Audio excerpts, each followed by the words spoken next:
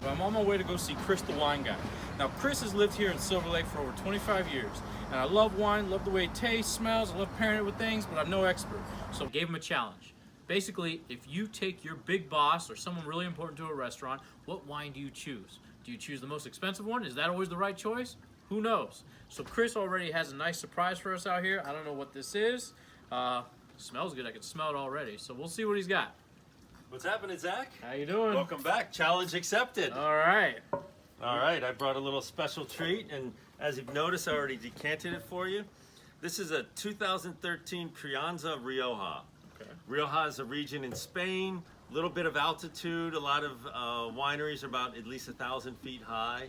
Makes really delicious red wines that aren't overpowering. Crianza means that it's young, so that's why I decanted it, get those aromas out to really wake it up. Wine is live. You know, it's a living, breathing entity in this bottle. When they bottle it, it's just sitting there waiting for you to open it up again.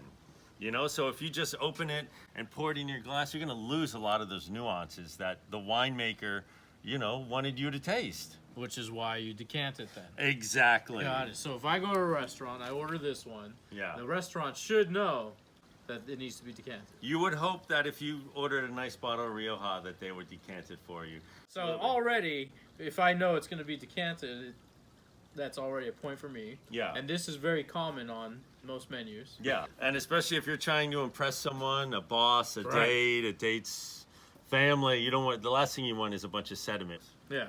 It's gonna Okay. look bad in your teeth. Yeah. Okay, perfect. Well, has this been sitting long enough?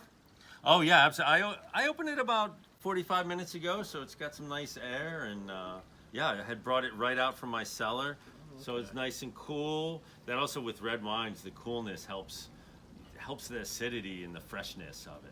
So if I order this, Yeah. and I still don't know what the person I'm bringing, I want to impress them what they're ordering, but Yeah. it goes with a lot of things. Oh yeah, I mean, just think of if you go to a Spanish restaurant or if you've ever been to Spain, you'll see people eating tapas that run the gamut of meatballs and shrimp and of like hard cheeses, manchego and aged manchego.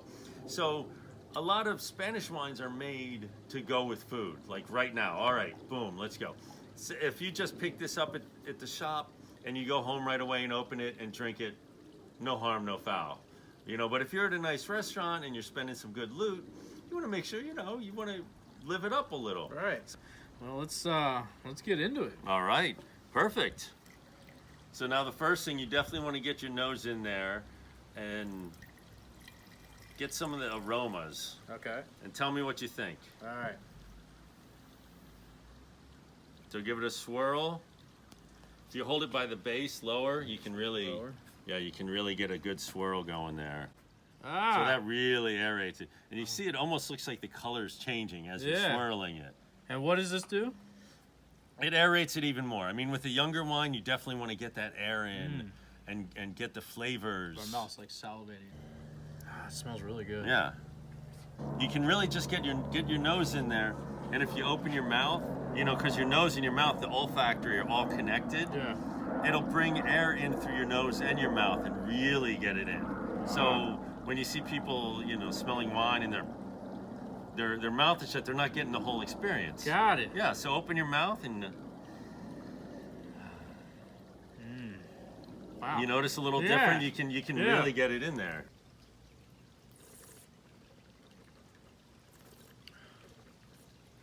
It's really good. Really smooth. Yeah. And you get that it has really bright acid. Yeah. There's a lot of acid. I mean, my mouth is salivating, and the tannins are really smooth. Like you feel that in your gums, Yeah. but it's not overpowering. What's really weird is the aftertaste I have right now. It's almost like I had some really good candy, Yeah, but it's not like a sweet, like really sweet, but it's got that feeling. yeah. Yeah. It's almost like sour cherry candy. Yeah. In the movies, Yeah, when I see them with the cork yeah. and they smell it, what does that do? Makes you smell the cork. You're gonna see if you see the cork, you smell it. What does that smell like? Smells like a cork. Smells like a cork. Exactly.